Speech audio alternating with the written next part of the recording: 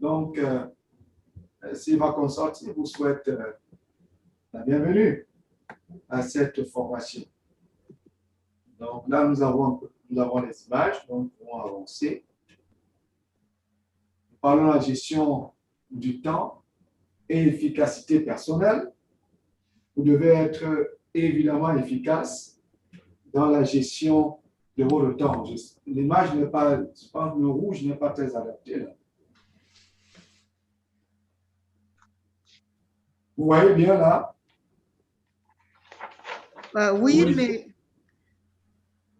Il y a le sentiment que le rouge n'est pas très bien.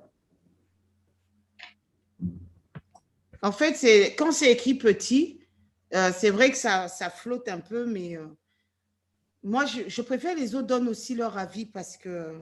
Oui, la phrase en bas, on la voit un peu plus difficilement. Bien gérer son temps, c'est bien gérer sa vie. C'est un peu plus flou, mais on voit. Ouais, donc, je pense qu'il y a aussi le rouge qui est très vif là. On va changer ça. Je pense que ce qui est du rouge, c'est qu'il n'y a pas de rouge. Là, c'est plus lisible. Oui. Oui.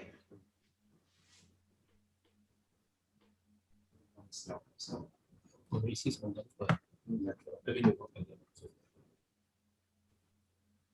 Donc, vous avez déjà ces éléments aussi, je pense. Là, vous les avez. Je crois, en tout cas, pour ceux qui ont participé aux précédentes formations, voilà.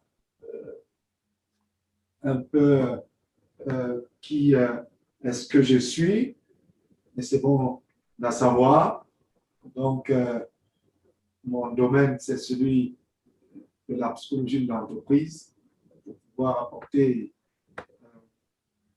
je dirais, un autre regard sur comment est-ce que l'entreprise doit pouvoir, je dirais, doit fonctionner, et surtout avec cette approche de chrétien que je dois absolument apporter aux chrétiens que nous sommes pour fonctionner dans ce monde. Nous avons besoin de cette approche-là. Donc, voilà un peu. Donc, nous disons que par rapport à Silva Consorti, nos formations mettent en avant le transfert de compétences et en fond de toile, le transfert de connaissances. Ce qui est mis en avant, ce n'est pas la connaissance, mais c'est la compétence. Parce qu'il est souhaitable que les uns et les autres soient beaucoup plus compétents, et c'est de ce transfert-là qu'il s'agit. Comment est-ce qu'il y a lieu de faire, de procéder, voilà la meilleure façon de faire pour pouvoir obtenir le meilleur résultat. C'est de cela qu'il est question. Et bien sûr, dans toutes nos formations, il s'agit bien sûr de plus de compétences que seulement de connaissances. Parce que parfois, on a la connaissance, mais on ne sait pas comment appliquer cela. Et donc, nous sommes quelquefois butés à un ensemble de difficultés, non pas parce que nous n'avons jamais entendu parler de ce concept, mais seulement parce qu'on ne sait pas comment faire on ne sait pas comment faire pour s'en sortir.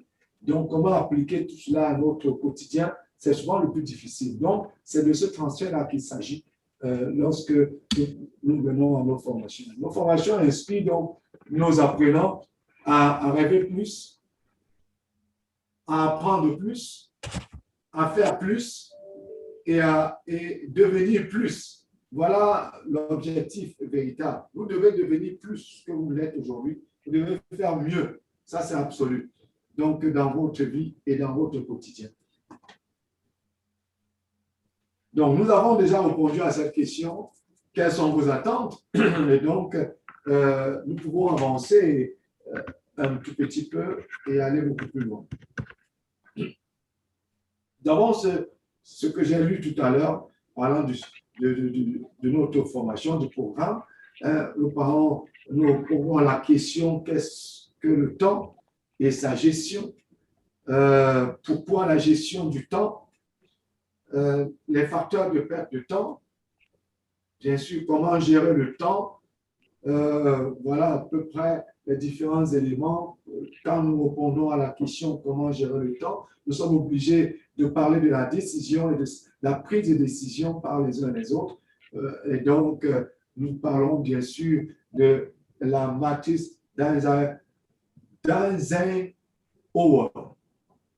Eisenhower est un analyste et donc nous allons pouvoir, il a mis en route une matrice très intéressante qui nous permet effectivement de bien gérer le temps et donc nous allons pouvoir aborder cela. Nous allons également aborder le cycle d'efficacité personnelle et donc le cycle personnel d'efficacité. Il est important d'être efficace à un niveau personnel. D'abord, avant d'attendre que les autres ou alors l'efficacité des autres, si nous sommes par exemple dans une entreprise, dans le cadre d'une entreprise, ou alors dans le cadre, je ne sais pas moi, de n'importe, peut-être dans le cadre d'une église, ainsi de suite, de toutes les façons, lorsqu'il y a de nombreuses autres personnes qui rentrent dans, je dirais, le travail que nous sommes appelés à faire, il est utile de savoir toi-même déjà être pertinent, efficace, et donc avant d'attendre des autres une certaine efficacité. Les aides donc à la prise de décision, nous allons pouvoir les aborder. Nous parlerons également du principe de Pareto qui parle du principe 20-80, je l'ai dit. Et donc, nous reviendrons là-dessus de l'analyse ABC. Et bien sûr, nous reviendrons également sur la question qui est très importante. Quels outils ou techniques pour améliorer la gestion du temps? Donc, nous parlerons de ces outils-là, de ces différentes techniques qu'il faut pouvoir maîtriser. Donc, toutes ces méthodes-là sont des méthodes, comme vous les voyez s'afficher, qui nous permettent de maîtriser. Nous allons rapidement survoler ces éléments-là, tout en revenant dans le détail, hein, avec les questions que vous poserez certainement, donc, pour pouvoir aborder les différentes, la question de l'amélioration de la gestion de notre temps. Nous en avons parlé tout à l'heure lorsque les uns et les autres disaient leurs attentes, ce que chacun attendait de ce moment-ci. Donc, nous allons parler des choses qu'il faut éviter, les écueils, qu'on les appelle. Et donc, bien sûr, nous allons donc aborder le dernier point qui est la conclusion. Donc, voilà à peu près, bien sûr. Il y a là-dedans quelques minutes de pause de temps en temps pour respirer quand même un peu et vous permettre d'être, je dirais, plus présent. Et je vous dirais également, soyez relax, soyez décontractés. Vous êtes déjà depuis le confort de votre salon, de votre chambre, c'est pas moi, de votre bureau. Vous pouvez suivre avec beaucoup d'attention. Donc, mais également poser des questions, noter et poser des questions au besoin pour que ce soit interactif. Et d'ailleurs, c'est ça l'intérêt. Donc, nous pouvons déjà introduire en parlant du temps. Quand nous répondons à la question « Qu'est-ce que le temps ?», nous disons que le temps est une ressource inestimable. C'est-à-dire que vous ne pouvez pas estimer la valeur véritable du temps. On sait tout simplement que le temps a une valeur extrêmement importante. Et donc, extrêmement importante. Donc, on ne peut pas dire que le temps vaut 10 francs ou alors vaut 10 euros, 50 dollars ou alors, je ne sais pas moi, quelle valeur. Mais peu importe la devise, aucune devise ne peut être comparée au temps, de toutes les façons. Le temps est extrêmement important et il est utile de le savoir, utile de l'intégrer. La valeur du temps est inestimable. Inestimable. On ne peut pas, parce que, évidemment, dans la pensée, quand je parle d'estimer, le temps, on peut donc le mettre dans une fourchette et dire, OK, ça vaut ceci ou ça vaut cela. Voilà ce que j'essaie de dire, que le temps, la valeur du temps est inestimable. Mais le temps a une valeur extrêmement importante, hautement importante. Et donc, voilà pourquoi nous essayons de dire qu'il n'y a pas, on saurait comparer le temps à, je ne sais pas moi, de l'argent. On saurait comparer le temps à, je sais pas quoi, à un investissement. Mais le temps intègre tout ça. L'argent, l'investissement et tout le reste. C'est toute une vie, le temps. Donc, il ne faut pas s'amuser avec le temps. Nous continuons, nous disons que le temps est un facteur de production disponible en quantité limitée. Il faut bien relever cela. disponible en quantité limitée, 24 heures dans une seule journée. Vous n'en avez que 24, pas 25, pas 23, vous n'en avez que 24. Les grands ont 24 heures, les petits n'en ont que 24, les blancs ont 24 heures, les rouges ont 24 heures, les noirs ont 24 heures. Tout le monde n'a que 24 heures. Que vous soyez même un Dieu sur la terre, vous n'avez que 24 heures. Une journée n'a que 24 heures. Quelqu'un dira, une journée a jusqu'à 24 heures. Pour certains, le temps est trop long. Pour d'autres, il n'y en a pas assez, de toutes les façons. Le temps est très important. Donc, le temps est un facteur de production, par le temps. Et avec le temps, vous pouvez produire de grandes choses, comme également, vous pouvez également avoir 24 heures et vous ne produisez rien du tout. Vous n'avez manifestement aucun résultat. Il y en a qui dorment à longueur de journée, il y en a qui, c'est pour moi, estiment qu'ils ont assez de temps pour le perdre, et donc ils ont le temps à perdre. Ils peuvent, évidemment, comme on dit, se prendre ce temps-là pour en faire, c'est pas moi quoi, mais de toutes les façons, ils ne font pas de ce temps ce qui est attendu. Donc, le temps est un facteur de production. Il est disponible en quantité limitée. En quantité limitée. Le temps est disponible en quantité limitée. Vous n'avez pas tout le temps pour vous. Le temps est un facteur de production non stockable. Non stockable, c'est-à-dire qu'on ne saurait le suspendre pour une utilisation ultérieure. Ce n'est pas possible de penser que vous aurez le temps, ok, non, comme je n'ai pas pu, c'est pas moi, j'en ai 24 aujourd'hui, et donc peut-être j'ai juste 12 heures, je n'ai besoin que de 12 heures, et, ok, je prendrai les 12 heures et puis je garderai les autres 12 heures pour la journée qui suivra. Sans vous, ce n'est pas possible. Vous ne saurez et vous ne pouvez stocker le temps. Ce n'est pas possible de stocker le temps. Le temps que vous avez, c'est pour une seule journée. Si vous n'en faites rien, il passe quand même. Il passera et il ne s'arrête pas. Vous ne pouvez pas le suspendre, vous ne pouvez pas l'arrêter. Le temps va continuer. Comme on dit, la montre ne s'arrête pas. Même quand vous la cassez, le temps continue quand même. Il passera et il passera toujours. Donc, il faut l'intégrer. Le temps est utile. C'est-à-dire qu'on ne saurait suspendre, on saurait le suspendre pour l'utilisation ultérieure. Vous ne pouvez que suivre, vous laisser couler, continuer, fonctionner avec le temps, vous adapter, vous arrimer à ce temps-là pour pouvoir maximiser chaque minute. C'est un travail, c'est un engagement, c'est un sérieux engagement. Quand vous voyez cet homme-là, vous avez le sentiment qu'il fait quoi? Cet homme à côté, j'espère que l'image est claire. Quand vous le voyez avec cette horloge, quel est votre avis? Quel est votre commentaire?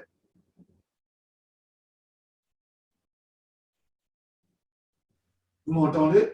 Oui, très bien. Oui, très bien. Voyez-vous ce bonhomme-là? Oui, on le voit. Qu'est-ce que vous pensez qu'il fait? Il donne l'impression de vouloir arrêter le temps ou de se battre avec le temps. Je ne sais pas. Oui. Ou alors, moi, je trouve qu'il veut ramener le temps en arrière, en fait. Uh-huh. Oui, quelqu'un d'autre, avez-vous, quel est votre avis à vous? Oui, on a l'impression qu'il essaye de faire reculer le temps, de modifier, qu'il essaye de modifier le temps. Ok, mais avez-vous le sentiment que nous ne le faisons pas souvent nous également? C'est mieux de voir celui-là sur la photo que de nous voir nous-mêmes. Vous reconnaissez? Donc, j'ai le sentiment que nous le faisons très souvent, mais ça, nous ne nous rendons même pas compte que nous sommes en train de lutter, essayer de ramener le temps, essayer moment de ralentir le temps ou tout simplement de l'arrêter, tout simplement. Peut-être parce qu'au moment des moments particuliers, très intéressants, nous ne voulons pas voir le temps passer, ou alors nous avons beaucoup à faire et nous voulons que le temps s'arrête un peu. Nous avons quand même vu ça dans la Bible, hein, Josué a arrêté le temps. Et c'était le seul dans l'histoire qui a pu arrêter le temps. Et pourtant, on essaye aussi. Hein. Ben oui, mais j'espère que vous y arrivez. Et donc, il ne faut pas beaucoup lutter avec le temps parce qu'il va vous battre. C'est vrai. Il a battu tous ceux qui ont essayé de le ralentir, c'est vraiment de le stocker. Ils ont été vaincus. Donc, il faut le gérer plutôt. Il faut pouvoir couler avec le temps. Et donc, et pas essayer de l'arrêter. Donc, on n'arrête pas le temps. Ou alors, la meilleure façon d'arrêter le temps, c'est de s'arrimer, c'est de s'y arrimer, tout simplement. De faire ce qu'il y a lieu de faire pendant que nous avons ce temps-là. Voilà, s'il y a lieu de parler d'arrêter le temps, c'est la meilleure façon de l'arrêter. Il faut être donc, je dirais, efficace. Il faut être efficace et donc très important cette efficacité. Le temps est une mesure de performance de toute organisation. C'est-à-dire que vous voyez que vous avez, que ce soit une famille, une église, une entreprise, je ne sais pas moi quoi, c'est une mesure de performance. Vous mesurez votre performance en vous servant du temps. Et donc, et puisque nous parlons de performance en entreprise, nous parlons de résultats. Donc, pour savoir si vous avez été efficace, il faut voir le résultat que vous avez obtenu. Il vous permet donc d'évaluer votre performance, d'apprécier votre performance, de savoir ce que vous avez fait de ce temps que vous aviez. Vous avez 24 heures. Lorsque vous regardez la journée s'écouler, comment avez-vous dépensé ou alors exploité ces 24 heures? Vous pouvez, au terme d'une journée, et ça, il faut bien faire le point de la journée. Si vous commencez la journée avec un programme et Things to Do, en fin de journée, vous devez reparcourir votre liste pour voir un peu votre programme, pour voir si vous avez pu épuiser tout ce que vous avez prévu, si vous avez fait tout ce que vous avez arrêté. Et donc, à ce moment, vous pouvez évaluer pour dire, ah, vraiment, je n'ai pas été très efficace avec mon temps, j'ai le sentiment d'avoir perdu beaucoup de temps. Vous avez souvent, quelquefois, le sentiment d'avoir perdu beaucoup de temps lorsque, au terme d'une journée, vous avez peut-être passé beaucoup de temps à causer avec un collègue, ou alors avec un membre de famille, c'est pas moi, avec quelqu'un, et vous n'avez pas réellement obtenu ce que vous vouliez, obtenu ce que vous avez prévu. Et donc, vous avez un sentiment ou alors un goût d'inachevé, que vous l'avez perdu. J'ai pas été objectif à mon temps. Ce jour, je l'ai perdu pratiquement. Vous savez, peut-être fois, en tout cas moi, très souvent, je fais ce bilan-là de ma journée et j'arrive à un résultat. Je n'ai pas été, je dirais, efficace avec mon temps. Je n'ai pas fait ce que j'avais souhaité faire. Parce que lorsque je reparcours ma liste, il y a beaucoup de choses qui n'ont pas été faites. Et donc, là, je pourrais quand même dire que mon résultat est mitigé ou mon résultat est maigre. Avez-vous souvent ce sentiment si jamais vous faites une évaluation de votre temps et de votre journée?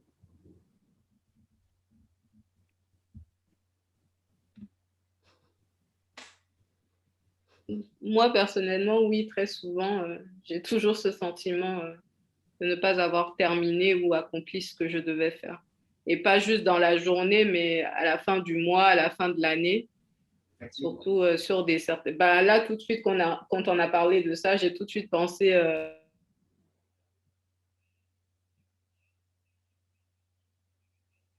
il faut que je fasse un peu chaque jour, que je fasse par exemple 20 minutes chaque jour et je ne le fais pas. Et je me dis, mais toutes ces 20 minutes non faites dans l'année, quand ça se cumule, en fait, c'est des heures et des heures de cours que je n'ai pas fait. Exactement. Exactement. Mais il ne faut pas seulement faire cette évaluation, effectivement, c'est bien de la faire, mais il faut prendre, et c'est pour cela qu'il y a donc lieu de parler de décision, et nous en parlons parce qu'effectivement, qui dit gestion de temps, dit aussi prise de décision, extrêmement important. Parce que lorsqu'on fait une évaluation journalière, on ne doit pas reproduire la même chose le lendemain, ou alors le mois prochain. Et donc, sur l'année, à la fin, en réalité, c'est qu'on n'est pas effectif. On n'a pas pris de bonnes décisions. On s'est laissé aller un peu dans la paresse. Et donc, à la fin, on a que, bien sûr, on a un résultat très maigre. Et donc, on aurait pu faire beaucoup plus que cela. Donc, avec une meilleure gestion du temps, on obtient un meilleur résultat. Parce que finalement, on parle de résultat. Puisque le temps n'est pas que chronos, le temps est aussi kairos, donc conséquence, nous devons pouvoir produire. c'est un facteur de production et donc le temps est extrêmement utile et extrêmement important. Une mesure de notre performance. Si nous disons que nous sommes performants, nous devons pouvoir, je dirais, gérer notre temps avec plus d'efficacité. Plus d'efficacité. Donc, et quand on parle, bien sûr, de mesures de la performance de toute organisation, comme je l'ai dit tout à l'heure, on parle de l'entreprise, qu'elle soit privée ou alors une entreprise publique ou encore une église ou n'importe quoi. Vous devez intégrer que, bien sûr, pour votre organisation, qu'elle soit petite, qu'elle soit moyenne, très petite entreprise ou grande entreprise, bien sûr, la gestion du temps est très importante pour vous. Et donc, c'est la mesure, une mesure de la performance de votre organisation ou de votre personne. Vous devez pouvoir intégrer cela.